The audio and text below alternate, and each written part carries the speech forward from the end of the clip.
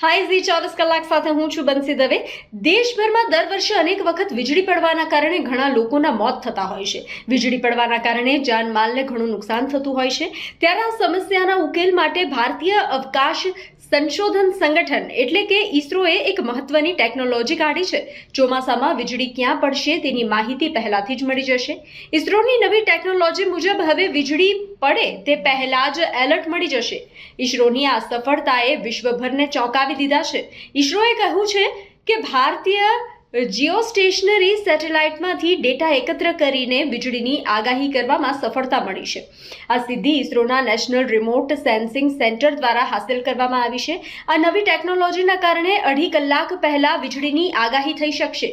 તો ઈસરોની આ ટેકનોલોજીથી દેશભરના લોકો તેમજ ડિઝાસ્ટર મેનેજમેન્ટ જેવા ક્ષેત્રમાં ખૂબ જ ઉપયોગી નીવડશે।